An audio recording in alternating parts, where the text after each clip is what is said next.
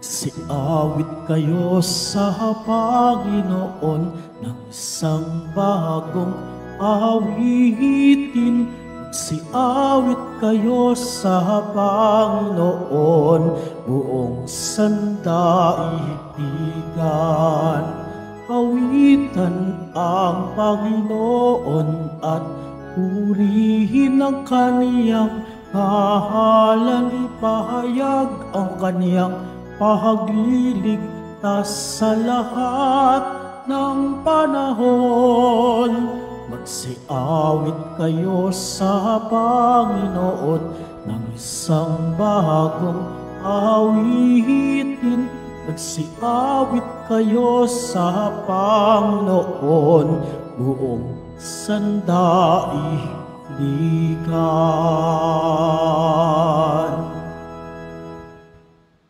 Sa ngalan ng Ama at ng Anak at ng Espiritu Santo.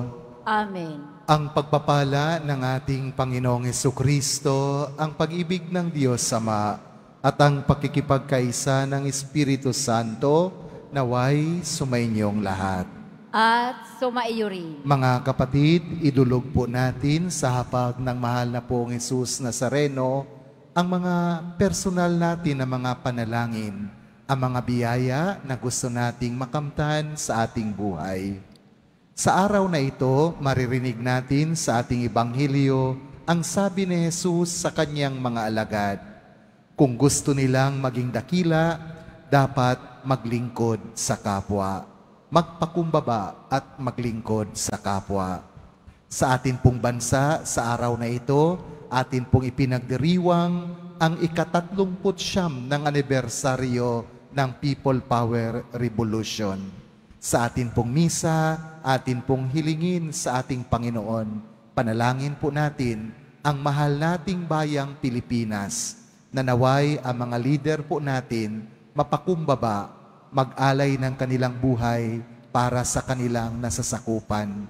At tayo ring mga Pilipino, naway maging mulat sa mga nangyayari sa ating bansa. At ngayon din sa araw na ito, sa ilang sandali, alas 9 po ngayon, gaganapin po ang ordinasyon, pagkaobispo ng ating rektor at koraparoko, si Father John Siscon. Hilingin po natin ang lakas ng Panginoon na naway ipagkaloob po niya kay Bishop John sa pagharap po niya sa pag-alay ng kanyang buhay bilang isang obispo. Mga kapatid, aminin natin ang ating mga kasalanan upang tayo ay maging marapat gumanap sa banal na pagdiriwang.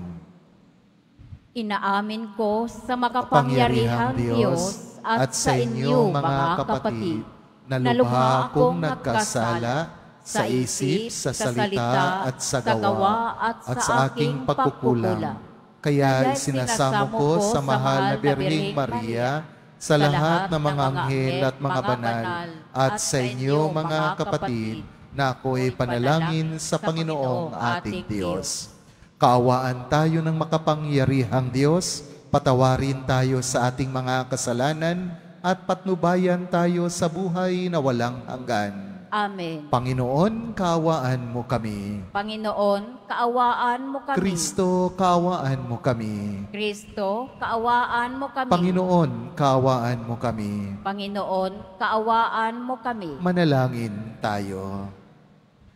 Ama naming makapangyarihan, maisaloob nawa naming palagian ang mga galing sa Espiritu ng kabanalan, upang sa salita at gawa ay aming magampanan ang lahat ng iyong mga kinalulugdan. Sa pamagitan ni Jesucristo, kasama ng Espiritu Santo, magpa sa walang hanggan. Amen. Magsiupo muna ang lahat. Pagbasa mula sa aklat ni Sira.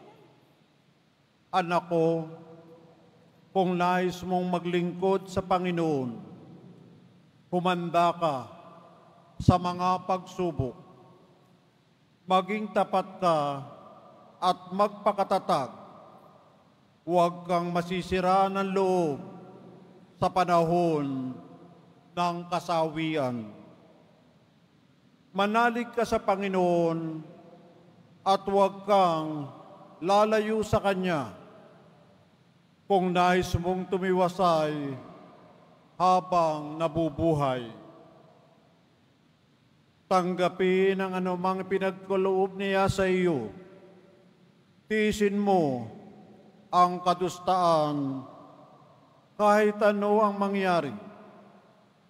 Kung ang ginto ay dinadalisay sa apoy, ang banal ay sinusubok ng Panginoon sa apoy ng pagtitiis.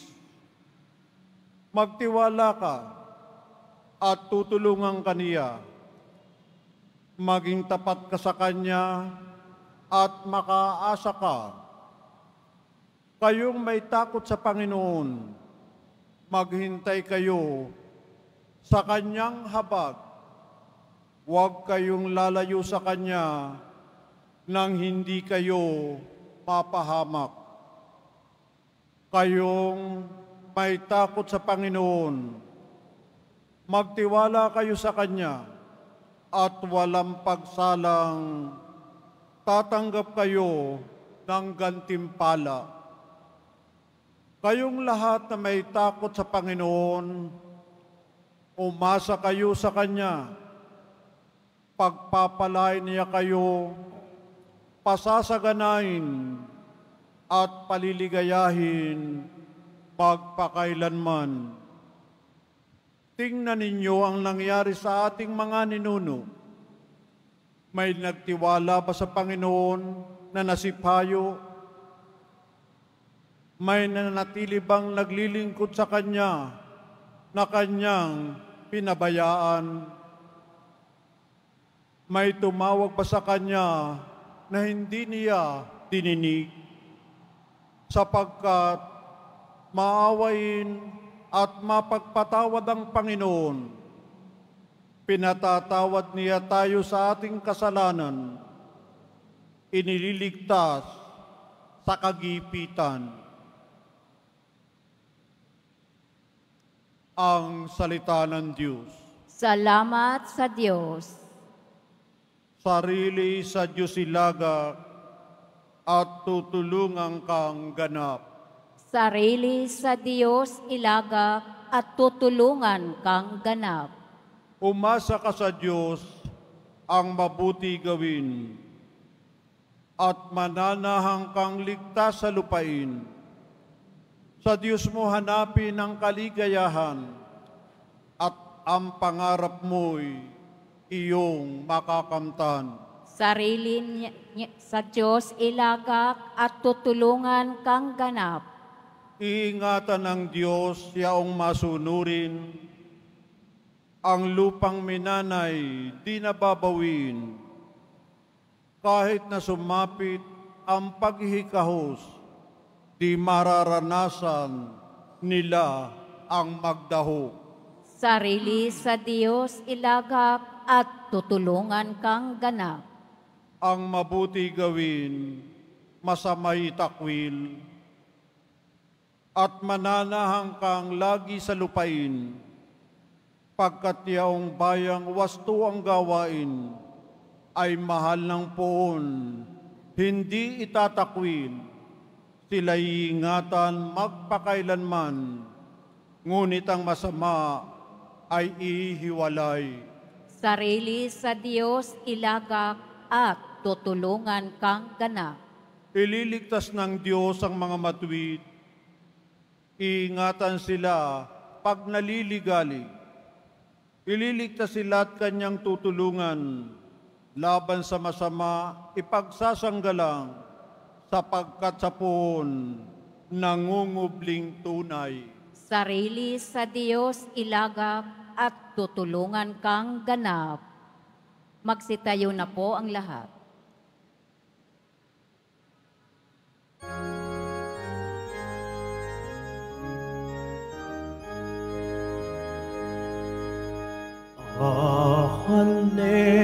Hallelujah, Hallelujah, Hallelujah,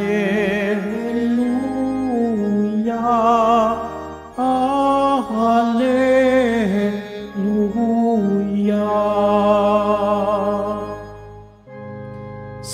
krus ni Kristo tinangal. Itong ating pamumuhay na para sa Kaniya lamang. Hallelujah, Hallelujah, Hallelujah, Hallelujah.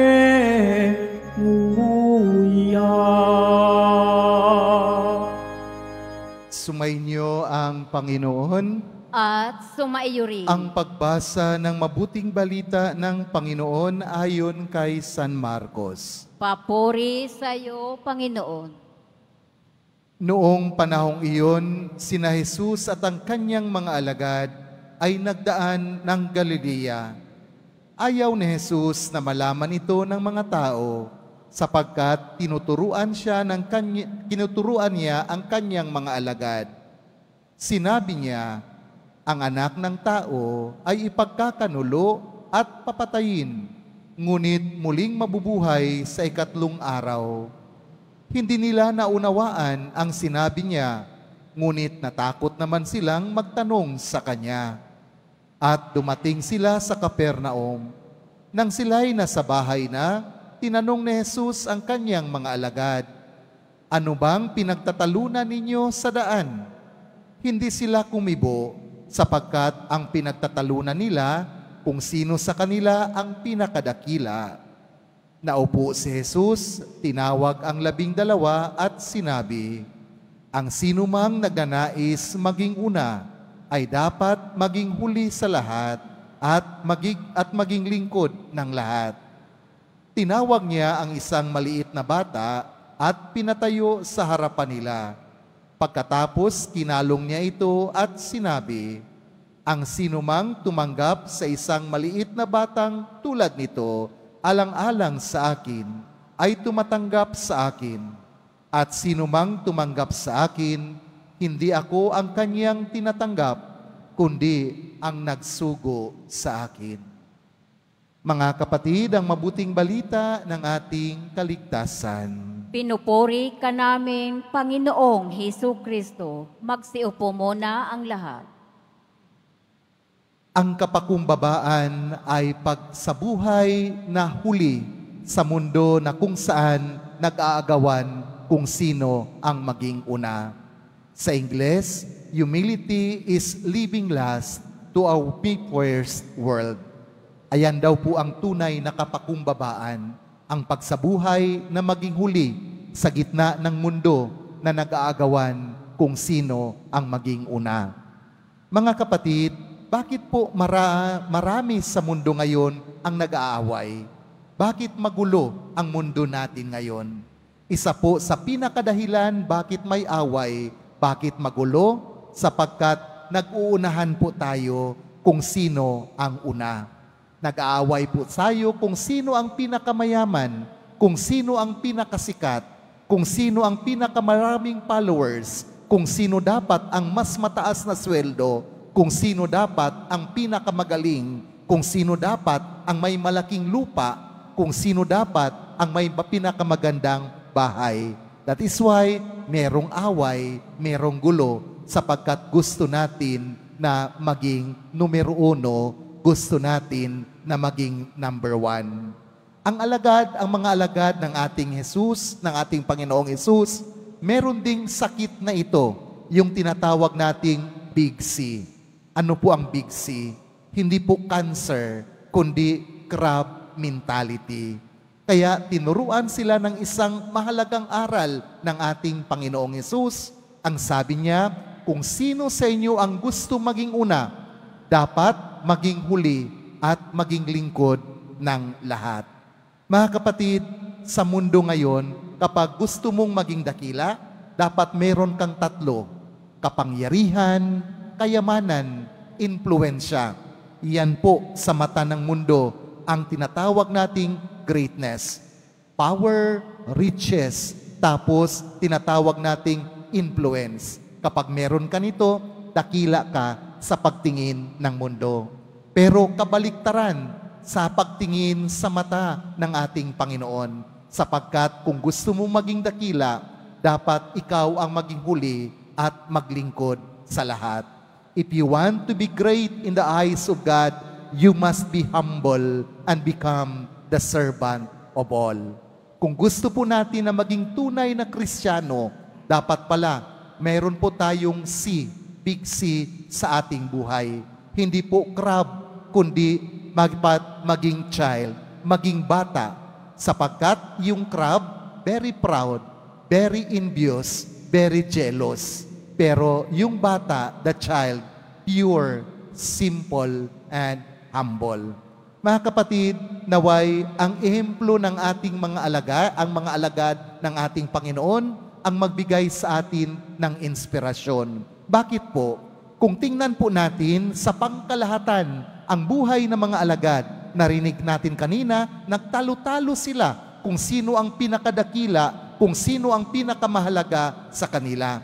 Kung atin pong tingnan, meron silang pinagdaanan na stage. Ano ang stage na pinagdaanan nila? Una, yung tinatawag ko pong selfishness, pagiging makasarili. Narinig natin sa Ebanghelyo kanina na si Jesus ipinapaliwanag sa kanyang mga alagad na siya ay papahirapan, siya ay papatayin, at pagkatapos ng 3 araw, muling mabuhay. Ngunit ang mga alagad, hindi po ito inintindi. Ang pinagtalunan nila, busy sila kung sino ang tinatawag nilang maging mahalaga sa paningin ng Diyos.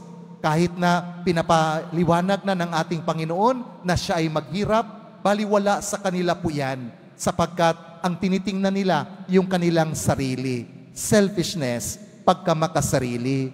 Pero hindi po nagtatapos dyan, mga kapatid. The second stage is yung tinatawag ko pong selflessness, yung pag-alay po nila sa kanilang sarili. Bakit po? Sapagkat nung si Jesus ay umakyat na sa langit, pagkatapos ng Pentecostes, ano ang ginawa ng mga alagad? Ngayon, hindi na sarili ang inuna nila. Pumunta na sa iba't ibang bansa, ipinangaral na nila ang mabuting balita. At ang panghuling stage, mga kapatid, yung tinatawag nating pag-alay ng kanilang buhay sa ating Panginoon. Itong 11 alagad ni Jesus, lahat sila dumanas ng madugong kamatayan maliban kay San Juan, kay Saint John, yung pinakamamahal na alagad ni Jesus. Lahat sila nagbuwis ng kanilang dugo para sa ating Panginoon. So ganyan ang stage na pinagdaanan nila. Una, ang sarili muna nilang tinitingnan. Pangalawa, kinalimutan na ang kanilang sarili. At ang panghuli, yung pag-alay ng kanilang buhay para sa Ebanghelyo. Naway, ganyan din po ang mangyari sa atin, mga kapatid. Pagkatapos natin ma-realize na sa harap ng Diyos, ang dakila pala, yung pagpapakumbaba at maging lingkod, limutin din natin ang ating sarili. Tayo ay maging lingkod sa ating kapwa at ialay ang ating buhay sa pamamagitan ng pagbabahagi ng mabuting balita sa ating kapwa. At huwag po nating kalimutan, humility is living last to a me first world. Ang kapakumbabaan, ang pagsabuhay na huli sa mundo na kung saan nag-aagawan kung sino ang dapat mauna. Pagpalain po tayo ng ating makapangyarihang Diyos. Magsitayo na po ang lahat.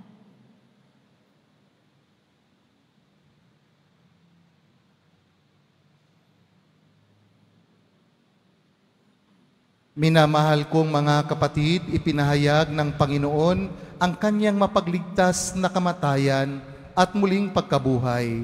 Sa pamamagitan niya ang mapagmalasakit na lingkod. Dalhin natin ang ating mga petisyon sa Ama ng lahat ng habag. Ang atin pong itutugon, mahabaging Diyos, basbasan mo ang iyong mga anak. Mahabaging Diyos, basbasan mo ang iyong mga anak. Ang mga pinuno ng simbahan naway magpakita ng maliwanag na pananaw ng mapagtimping katatagan sa mga kaguluhan ng ating panahon. Manalangin tayo. Mahabaging Diyos, paspasan mo ang iyong mga anak. Ang kapayapaan at pagkakaisa naway maghari sa lahat ng mga bansa at sa lahat ng tao sa mundo. Manalangin tayo. Mahabaging Diyos, paspasan mo ang iyong mga anak.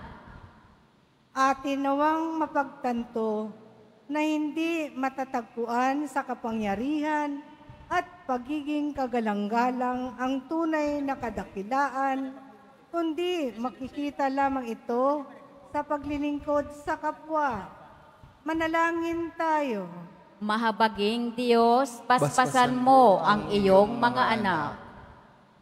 Ang may sakit naway maiugat ang kanilang pagdurusa sa mga paghihirap ni Jesus sa krus. Manalangin tayo. Mahabaging Diyos, paspasan mo ang iyong mga anak. Ang mga nauna na sa ating mga yumao, naway tumanggap ng kapatawaran sa kanilang mga kasalanan. Manalangin tayo. Mahabaging Diyos, paspasan mo ang iyong mga anak. Sa ilang sandali ng katahimikan, ating ipanalangin ang iba pang mga pangangailangan ng ating pamayanan, gayon din ang mga intensyon na inialay sa ating misa sa araw na ito, at isama rin natin ang ating mga pansariling kahilingan.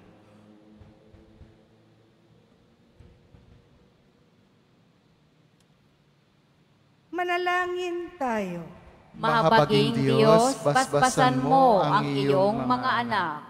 Makalangit na Ama, bigyan mo kami ng katapangan upang tanggapin ang mga paghihirap na dumaraan sa aming buhay. Akayin mo kami sa kaganapan ng kaligayahan sa iyong presensya. Hinihiling namin ito sa pamagitan ni Kristong aming Panginoon. Amen. Magsiupo muna ang lahat.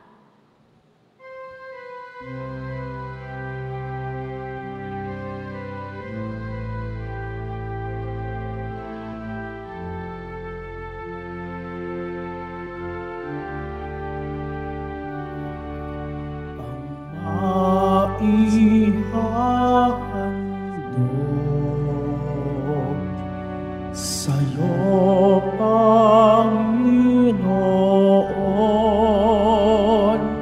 ay tinapay at alak na sa aming kamay. Sa'yo kabulisan,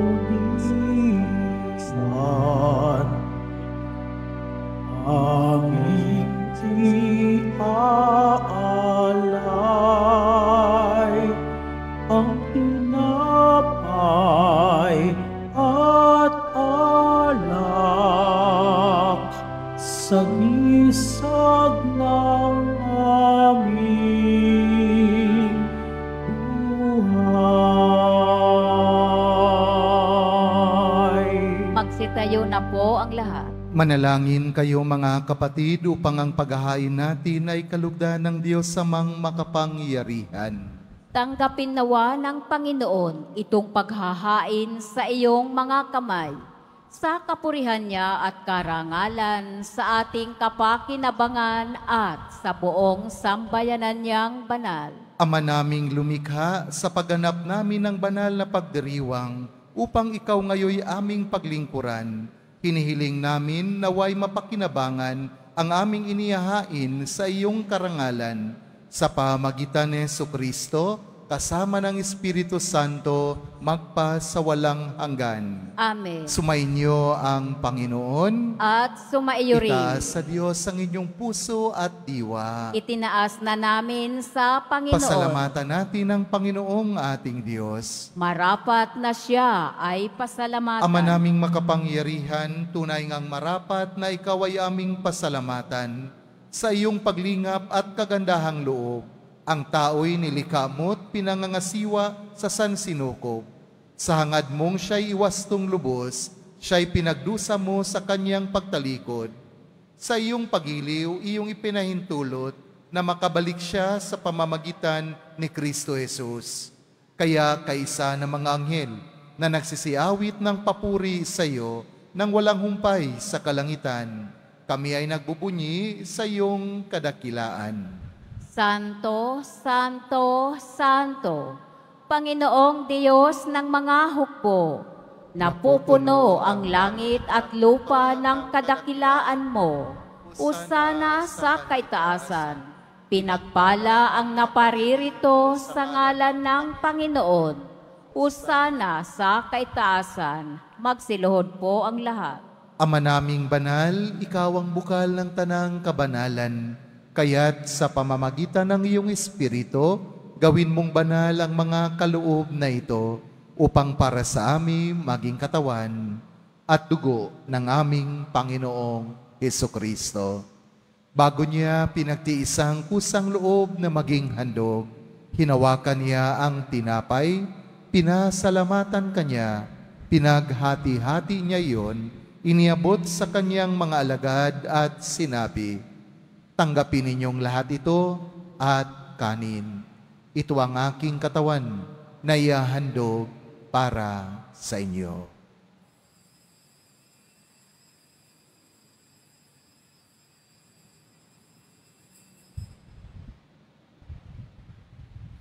Gayon din naman nung matapos ang hapunan, hinawakan niya ang kalis, muli kanyang pinasalamatan, iniabot niya ang kalis sa kanyang mga alagad at sinabi, "Tanggapin ninyong lahat ito at inumin. Ito ang kalis ng aking dugo, ng bago at walang hanggang tipan, ang aking dugo na ibubuhos para sa inyo at para sa lahat, sa ikapagpatawad ng mga kasalanan. Gawin ninyo ito sa pag-alala sa akin."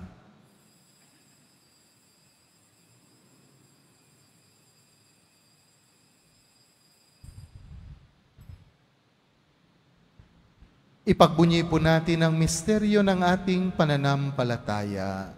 Si Kristo'y namatay, si Kristo'y nabuhay, si Kristo'y babalik sa wakas ng panahon. Ama, ginagawa namin ngayon ang pag-alala sa pagkamatay at muling pagkabuhay ng iyong anak. Kaya't iniaalay namin sa iyo ang tinapay na nagbibigay buhay at ang kalis na nagkakaloob ng kaligtasan. Kami ay nagpapasalamat dahil kami yung minarapat na tumayo sa harap mo para maglingkod sa iyo. Isinasamo namin kaming magsasalo-salo sa katawan at dugo ni Kristo ay mabuklod sa pagkakaisa sa pamamagitan ng Espiritu Santo. Ama, lingapin mo ang iyong simbahang laganap sa buong daigdig. Puspusin mo kami sa pag-ibig, kaisa ni Francisco na aming Papa at ni Jose na aming Obispo at ng Tanang Kaparian. Alalahanin mo rin ang mga kapatid naming nahimlay nang may pag-asang sila'y muling mabubuhay, gayon din ang lahat ng mga pumanaw. Kaawaan mo sila at patuloyin sa iyong kaliwanagan. Kaawaan mo at pagindapatin kaming lahat na makasalo sa iyong buhay na walang wakas. Kaisa ng mahal na Birheng Maria na ina ng Diyos, ng kabiyak ng puso niyang si San Jose, kaisa ng mga apostol ni San Juan Bautista at ng lahat ng mga banal na namuhay dito sa daigdig ng kalugod-lugod sa iyo, may pagdiwang nawa namin ang pagpupuri sa ikararangal mo sa pamagitan ng iyong anak na aming Panginoong Hesukristo. Sa pamamagitan ni Kristo, kasama niya at sa Kanya, ang lahat ng parangal at papuri ay sa iyo, Diyos Amang makapangyarihan, kasama ng Espiritu Santo, magpa sa walang hanggan. Amen. Sa tagubilin ng mga nakagagaling na utos sa turo ni Jesus na Panginoon natin at Diyos, ipahayag natin ng lakas loob. Ama namin, sumasalangit ka. Sambahin ang ngalan mo. Mapasa amin ang kaharian mo. Sundin ang loob mo dito sa lupa para nang sa langit.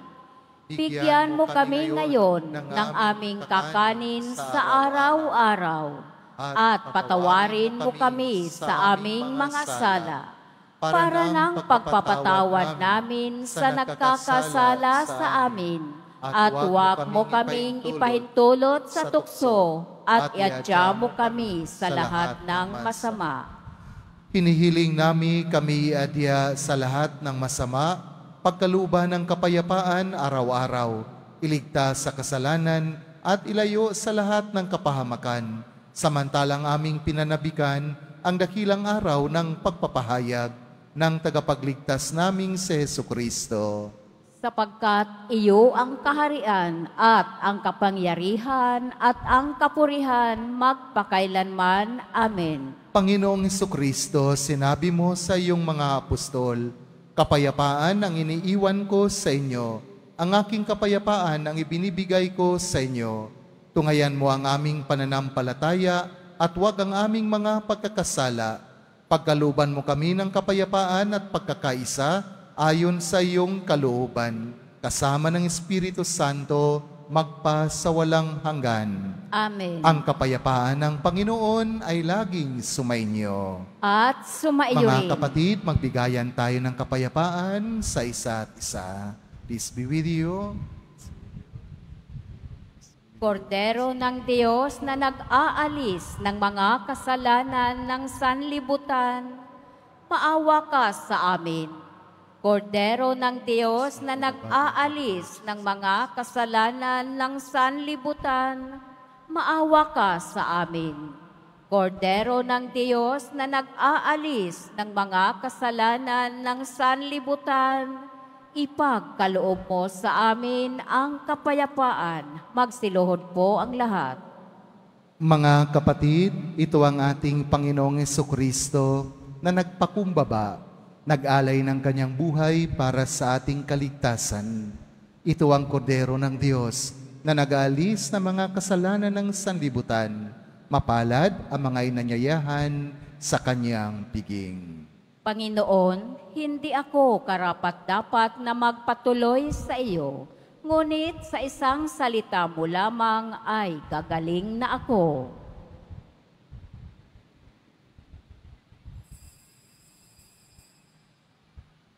Para sa lahat ng tatanggap ng banal na komunyon, susugot po tayo ng amen. Pagkasabi ng pare o ng lay minister ng katawan ni Kristo, at isubo agad sa bibig bago umalis sa harapan ng pare o lay minister.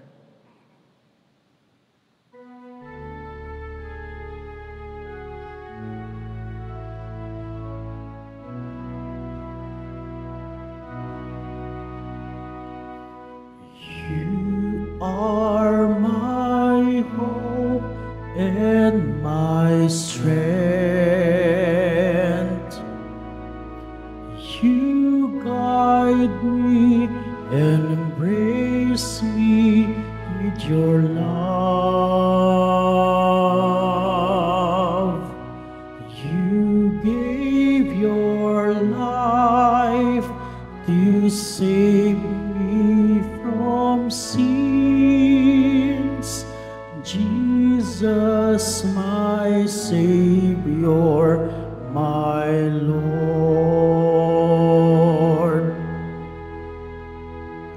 I will proclaim that you are my God, the God of mercy and the giver of life. I will submit my life to you, to serve you with all of my heart. You are my hope and my strength. You guide me and embrace me with your love. You gave your life to save me from sins. Jesus,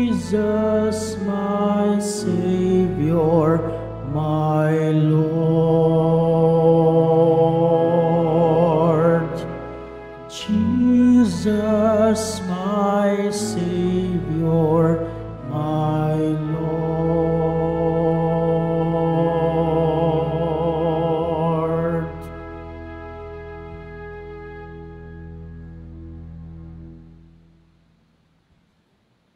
Pagkatapos ng misa, wiwisikan po ang lahat ng banal na tubig.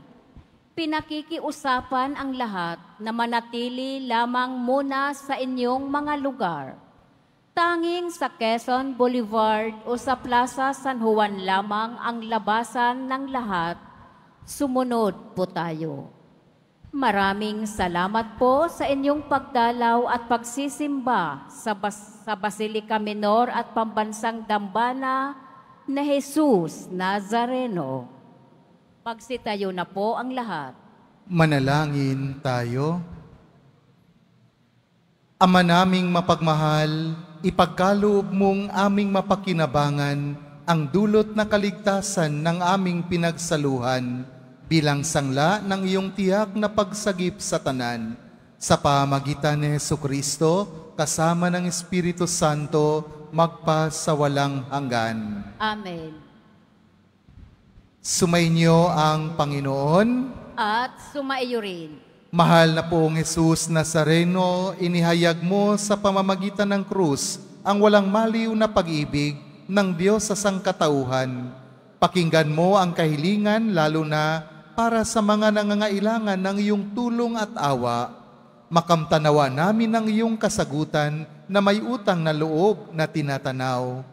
Basbasan din po ninyo itong mga imahin at dasalan upang lalo kaming manalangin at magtiwala. Sa pamagitan ng bendisyon na ito, naway lalo kaming maging mapaglingkod, masunurin at tapat sa iyo na aming maluwalhating Panginoon, magpa sa walang hanggan. Amen. At pagpalain po kayo ng makapangyarihan at mapagmahal na Diyos, ang Ama at ng Anak at ng Espiritu Santo. Amen. Humayo po kayong taglay ang kapayapaan ng poong Jesus Nazareno. Salamat sa Diyos.